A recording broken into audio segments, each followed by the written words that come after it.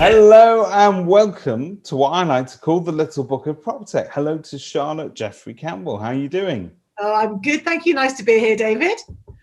We obviously know you from the Able Agent, but there's a Charlotte behind the Able Agent that we're going to try and get to know a little bit. So let's start right at the beginning. How on earth did you end up in this industry? Oh, that's a great question. I was drunk at a party, genuinely drunk at a party, and I'd heard an advert on the radio for the estate agent I ended up working with. And at the party, I met the CEO, the boss of the estate agent, and I said to him drunkenly, "I wake up with you every morning." Genuinely. And I was 21. I'd just finished my languages degree. And he said, "Do you want a job?" And it was literally that. So I went in and I did my first day as a negotiator for Pattinson's in the Northeast. And they were a really, really innovative company.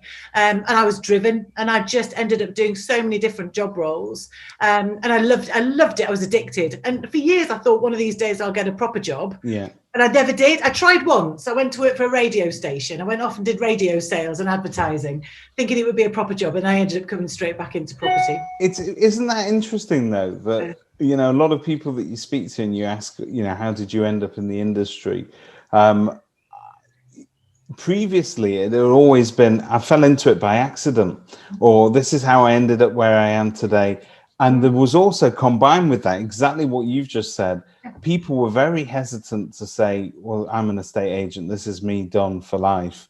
They looked at it as a sort of temporary move, something that they would stop doing in the future. You obviously are on the cold face of training agents.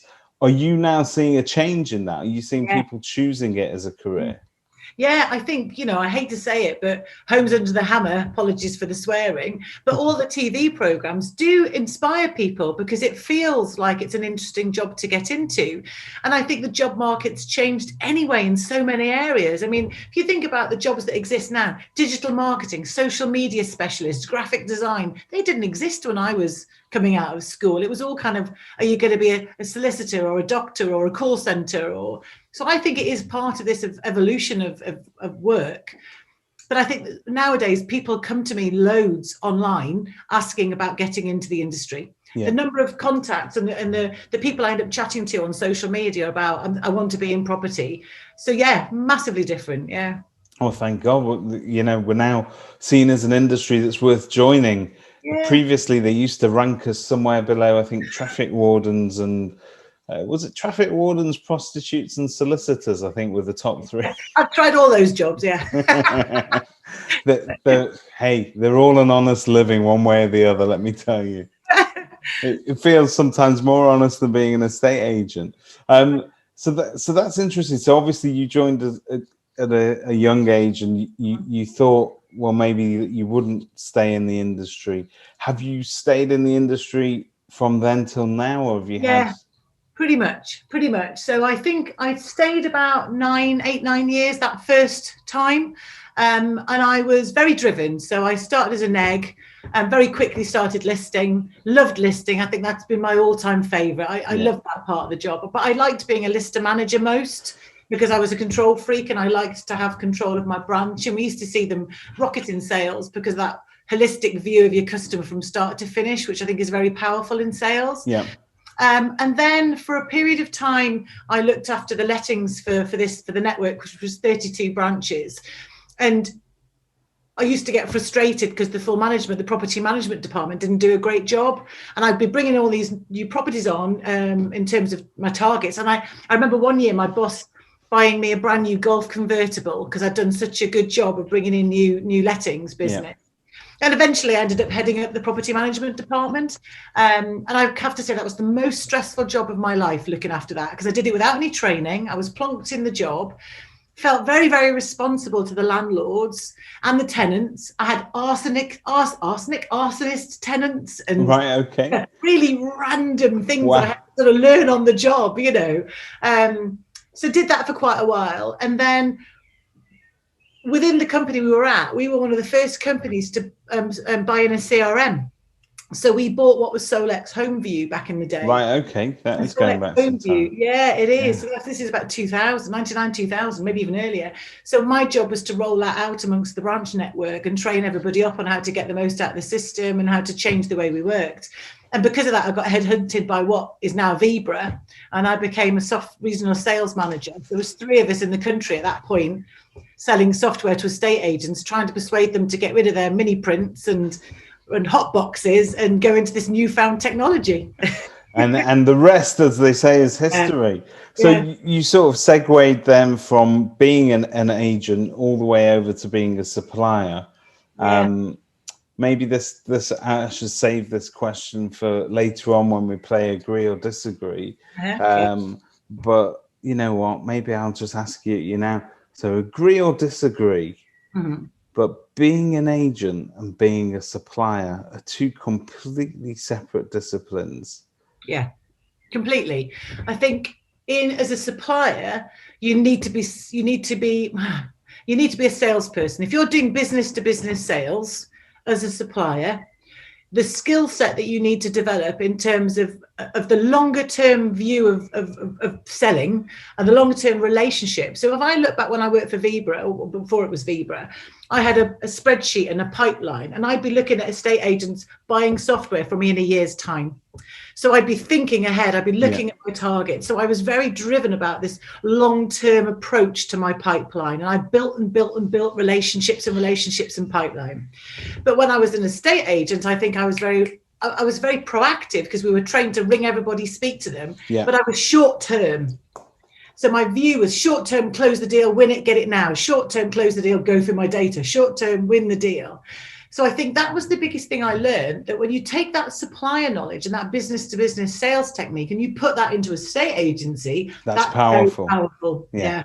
So that effectively brings it down to prospecting, where you start to take a longer term view on the business that you're generating. Because I think you're right, as agents, and maybe this is, as business owners, we're guilty of not training our staff well enough. But with a new starter, a sales neg wants to get the carrot at the end of that stick. So they do want the commission. And so they see closing a deal next week as being putting food on the table for the next month, as opposed to sowing long-term results. So how do you think business owners can switch that message? Because on the one hand, you want to incentivize your staff and you want to say, you've got to get sales. I need this pipeline filling. I need to push this. It's like a sausage factory. If I don't put it in one end, I'm not going to get it out the other. But that message conflicts with the long-term, slowly catch you monkey approach. Yeah, I think it's layers. I think it's layers of process. And I think the one thing that we're probably guilty of as agents, and I know I was it's my day controls me. I don't control my day. Yeah. And I think part of the really good bit of training is actually teaching your team to structure their day and structure their time. We were trained, and then I trained people from there on in, to book out time to prospect. If you don't book it in your diary and make it happen, you don't pick up the phone, you don't hot call, you don't look after your data, you don't understand your reporting system, you cannot look forward. So I think it's about seeing people structure all of that in as part of their day, whether they like it or not. That's part of your day, that long-term prospecting. And often that long-term prospecting brings you instant results, because you're speaking to more people. So that, to me, I think is one of the keys, that you've got to plan your day. You've got to think about the long-term business generation and the short-term business generation within that focus. Because if you don't look at the long-term, you're always catching up. Yeah. But that long-term view made a massive difference to the way I do my training now. That understanding the importance of that long-term view, because it makes a difference. Really interesting.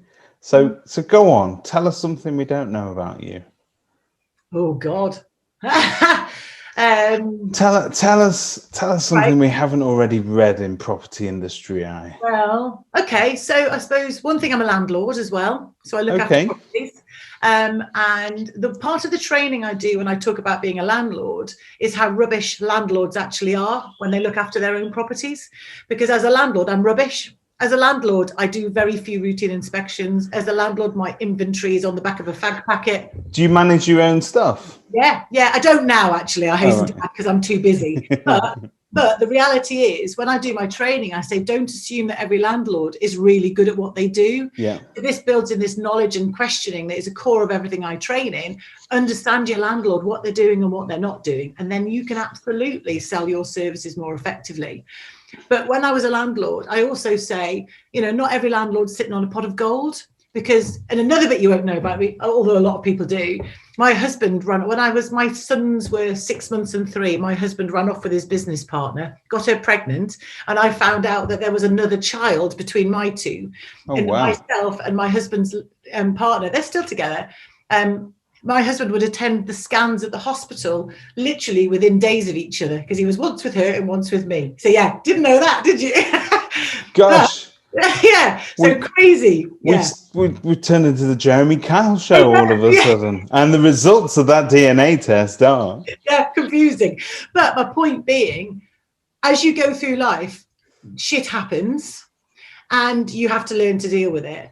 But in around that, we as agents, I don't think we empathise enough. So at one point, I was a single parent as a landlord.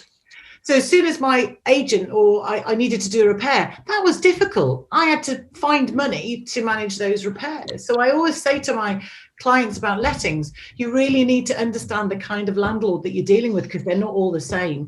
And the same with an investor. I'm an investor as well, but I'm not an investor who's got loads of cash that turns stuff over. I think of it as my long-term pension, because I'm a person.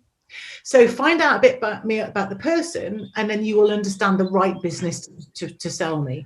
And I think it's probably fair to say that being a landlord is not as glamorous as it probably was 50, 60 years ago, when the tax regime was a lot kinder to landlords. Yeah. And what we've seen more recently is that both due to legislation, which, let's face it, it feels like it's all come at once, because we've had very short succession of different things that have come on.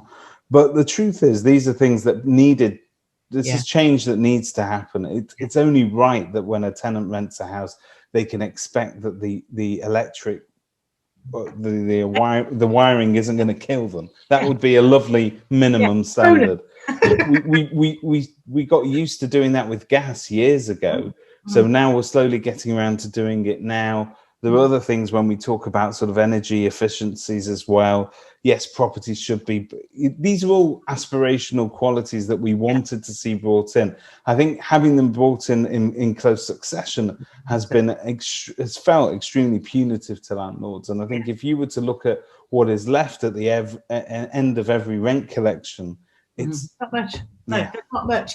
But I suppose it's, what is your objective of your landlord? Because my objective is to pay them all off, and that's an income for me in retirement. So I think of it like that. So even if it doesn't make me any money now, I'm not bothered.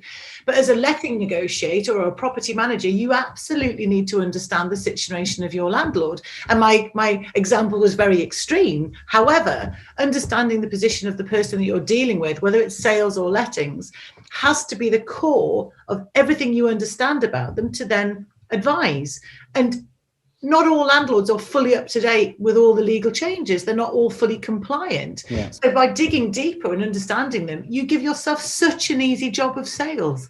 And that's the bit I don't get. We make our life really hard. My epiphany was when I realized that my boss was right when he told me 2 of these and 1 of those, because for years I thought, whatever. And then one day the penny dropped, and I thought, gosh, my life's much easier if I really understand my customer. And if I understand them, sales becomes just asking for the business. So we talk about having 2 of these and 1 of these. Estate agents, we're talkers. If you were to say, what is my skill set? I talk. That's what I do. Whether I talk in people's houses and I give them advice or over the phone, a great deal of what we do is communication. And it's constantly sort of broadcasting different messages at different times and in different ways. So there are nuances to it, and I appreciate that. But agree or disagree, to be an estate agent means you need to be an extrovert. You need to be a performer. No, I really disagree quite strongly, because I probably have evolved into an extrovert over the years. But I think a really, really good estate agent listens, and it's really cheesy, but they listen because you pick up the nuances. If you find out when the last time somebody sold a house, if you get a bit of information at what frustrated them then, nobody ever called me, I didn't get any viewing feedback. Yeah. You listen to that information, then your presentation about why your business is different is easy. You know, we pride ourselves on our communication. You know, if you need us to, we'll speak to you weekly. Now, you will make a massive difference to your bottom line by winning that business at the relevant fee, because they will pay for the service that they consider solves the problem that they had before.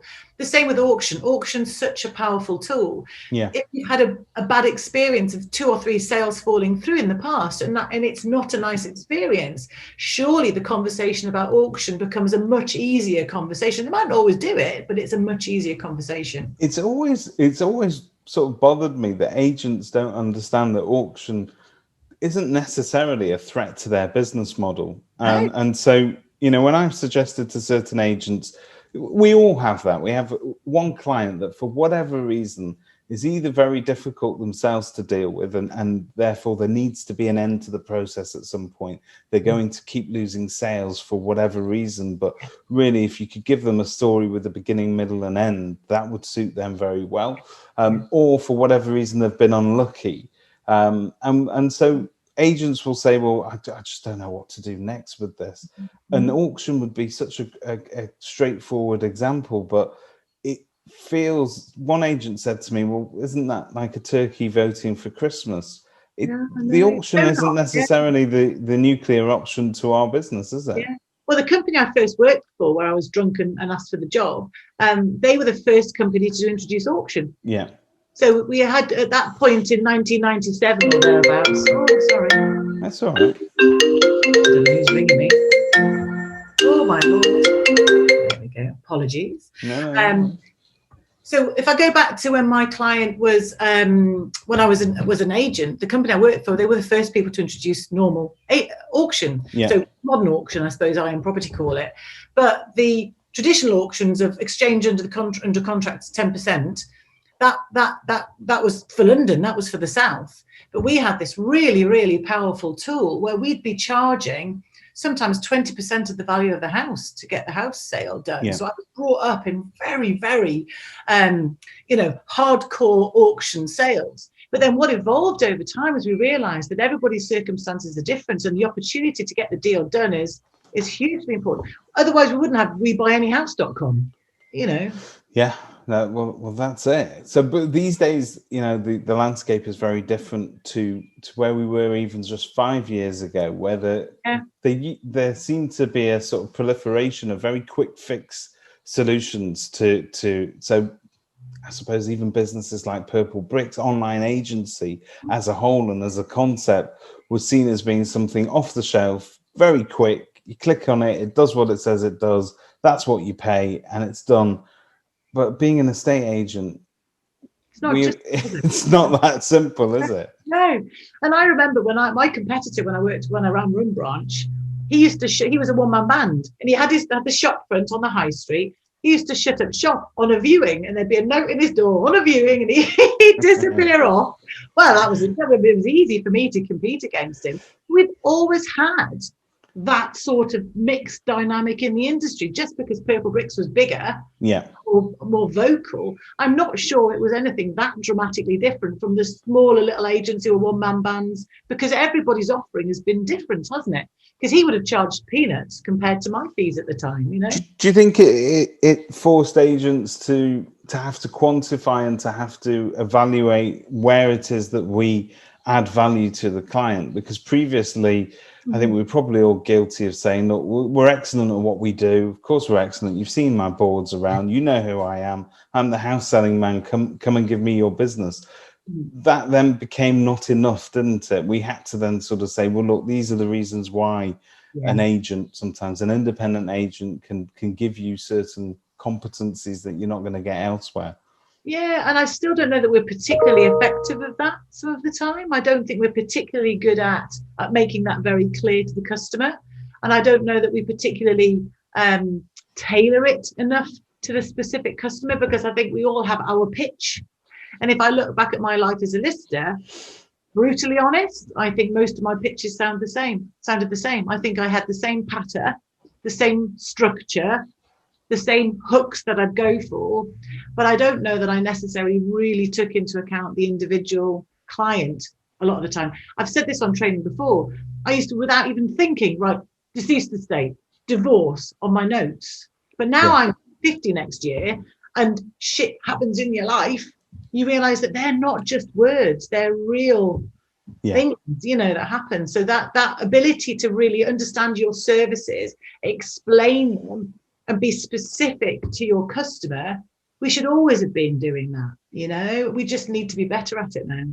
And it is, let's face it, it is an emotive, the way that people feel about estate agents, the reason why the reputational consequences are out there, put it that way, is that people feel very strongly about what is their single biggest transaction that they're ever going to do. I mean, we forget about it because it's work to us every day of the week, but to them it is, I don't know, an opportunity for them to put their kids through university. It might be an opportunity to help their kids buy houses themselves. It's an inheritance. It's the last piece of connection they've got to a parent, whatever it may be. These are huge life cycle events that we're dealing with.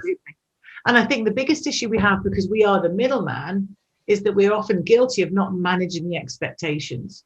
So we've been doing quite a lot of sales progression training recently, and managing the expectation and making it very clear to your buyer and your seller what their role in the process is at the beginning makes a huge difference. Because I think, again, in that sort of scenario, we're all different personalities. As we said at the beginning, I'm top line, not particularly bothered about detail. Give me paperwork. It's like, whoa, can't be bothered with paperwork. My husband's an auditor. So I married again happily, to follow on my tale of just doom earlier. I have a lovely husband and 5 children now, which you may not have known. So now I have a scenario where my husband is an auditor, so he's detailed. He will get the paperwork and he will respond straight away and he will deal with it. Whereas I'll put it off. Now you take that into real life, and you're trying to sell a property, the chances are your client may be like me and put it off. If we manage expectations and advise and guide at the beginning, we can help those people not put it off. And that could shave weeks off the process. So we have an opportunity to control, I think, more than we do.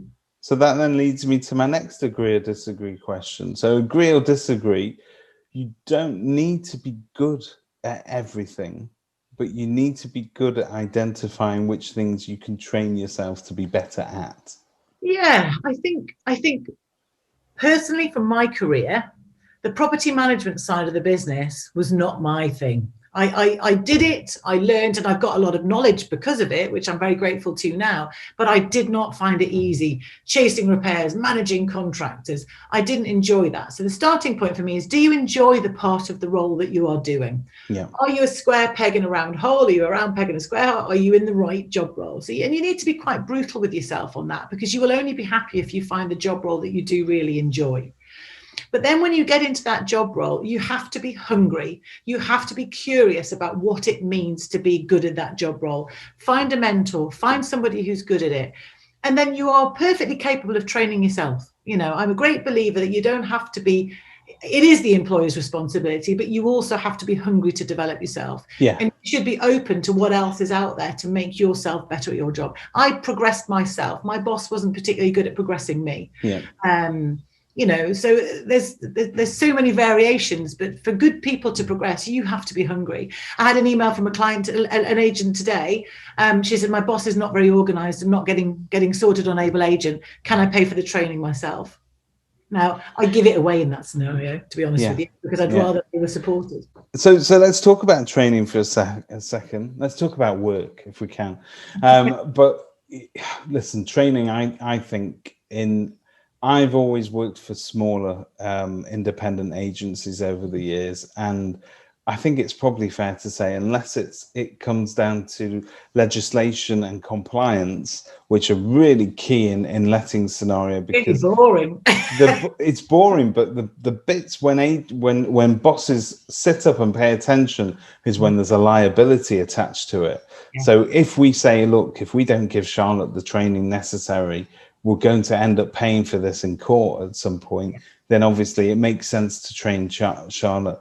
But so I think smaller businesses have always had very scant training to their new starters. I mean, gosh, when I think about my start in the world of agency, you pick up your knowledge from listening to people deal with it. Now, that's good and bad, because some of those people that you will listen to will be absolutely really great estate agents, and some of them will pass you on the worst habits you will ever find in your life. So I was really lucky. I had a really, really inspirational MD that I worked with in my first job. He was brilliant. He was driven. He taught us.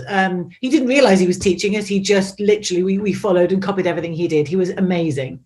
But then I also had a scenario where I remember being told in one of my first few weeks in the business, could you chase the sale on these 5 properties? What? Just like, okay. I literally picked up the phone to the solicitors. Who do I need to ring and why? There was no need. I didn't get a why.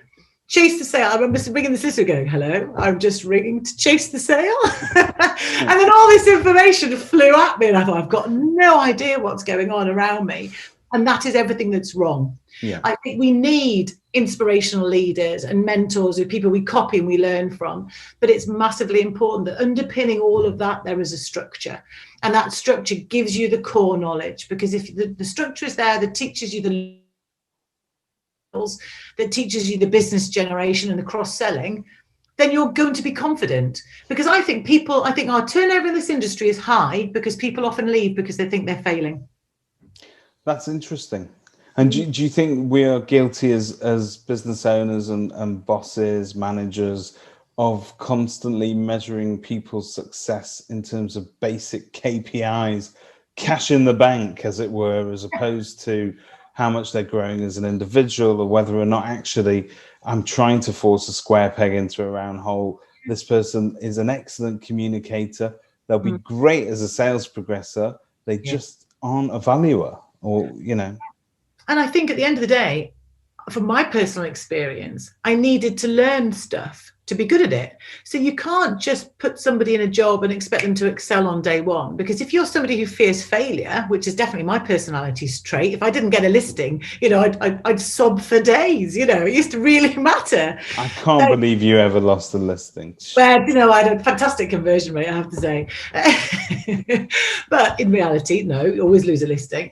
But it's that personal approach. And sometimes you need to be given confidence. You need to be fed back. You're doing really well. And I don't know how good we are sometimes as agency owners to feedback. You're doing a great job. You may have hit your target, but that's not everything.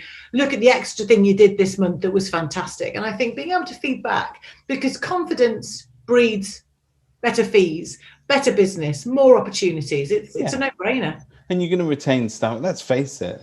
Recruiting for staff is probably one of the more painful parts of a manager's job. It's a horrible thing to do. You have to sit through interview after interview. And if you're not getting the right quality of candidate, the idea is that you hopefully spot some talent that you can actually train up a bit. And I think for me, it's you need to know your team. You absolutely need to take the time. And I think, you know, it's all very well doing an annual staff appraisal, but an awful lot can change in a year. So what are you doing about one-to-ones on a regular basis? Are you understanding that this girl that contacted us, does her boss know that she really, really wants to train? Because she will leave her employer, you know. So with all of that we've just spoken about, all the improvements that hopefully are now evident in our industry, would you agree or disagree that we are living through the golden age of enlightened estate agency, where we're sharing ideas, we are enabling our staff better? Is it better now than it's ever been before? Oh, gosh, that's really hard. I think we're on the teetering point of that. I don't think we're there yet. I think the one thing I've loved this year, the collaboration in the industry from the suppliers' point of view. It's been superb, hasn't it? Been brilliant, honestly, absolutely fantastic. And I joke, because I was chatting to Amy at Sprift yesterday, and we've chatted a few times. And, you know, if I'd had this sort of networking opportunity when I worked for Solex, You know, I remember driving up and down the motorway with my giant laptop and my giant monitor for my demos, you know.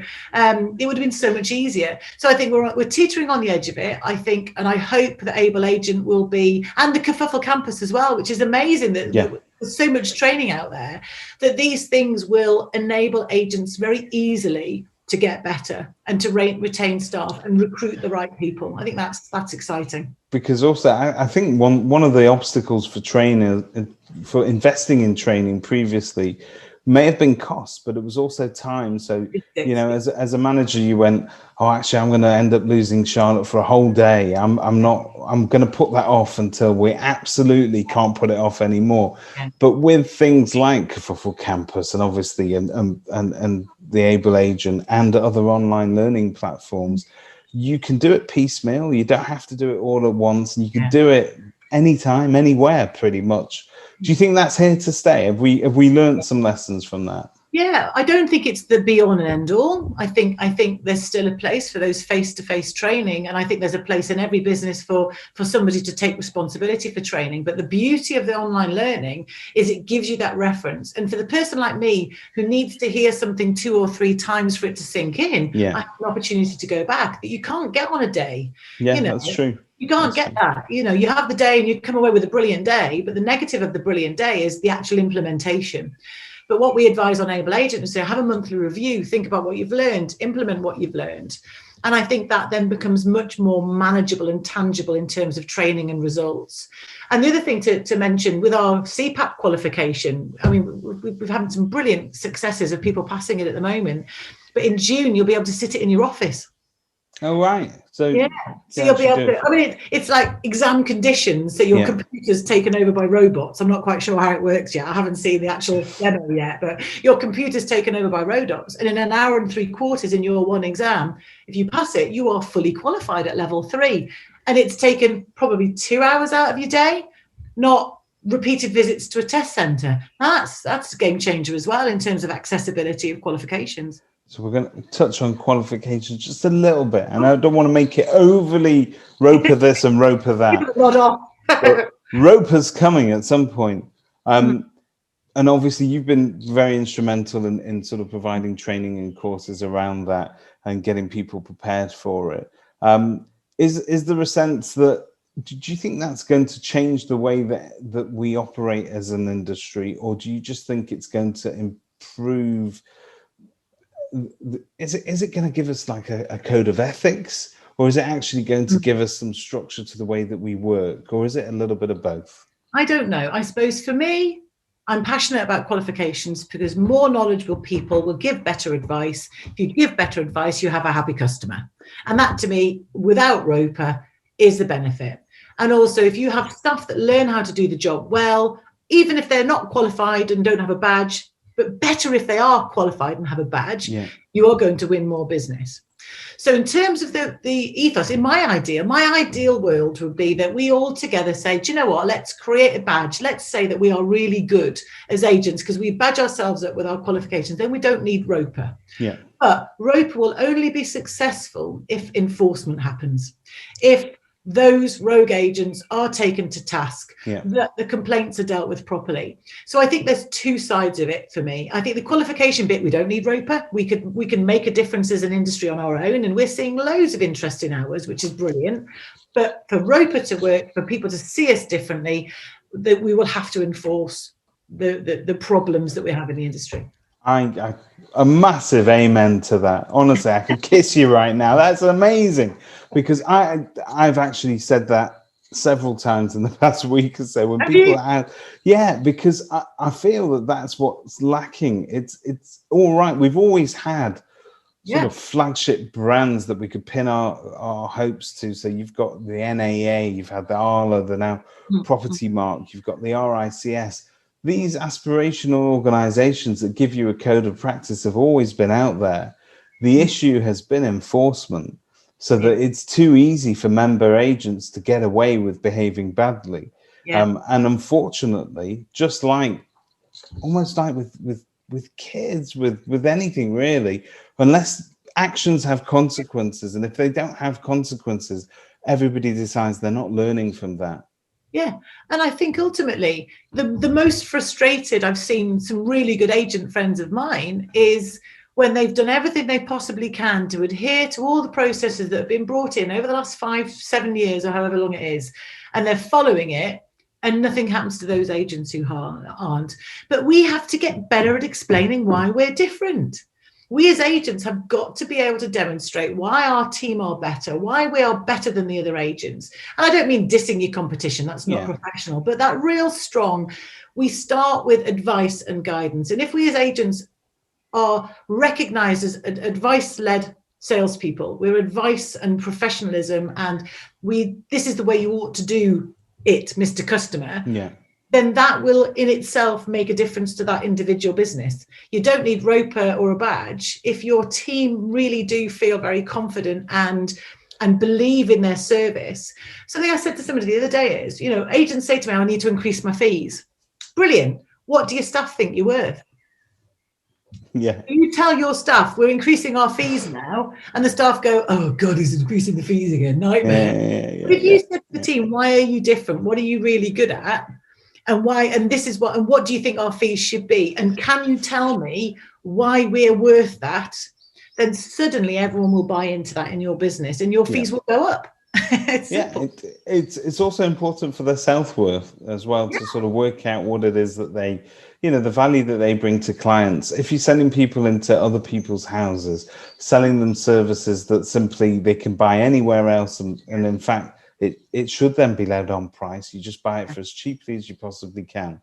Yeah. But if there is better value in one of the services, then that is what you've got to get better at communicating. It's simple as understanding how often do we do our routine inspections. If we're 3 months and our competitor's 6 months, we are different. If our out of hours repairs is fixed flow or whatever, then we may be better than somebody that is just leave a message if your house is flooded.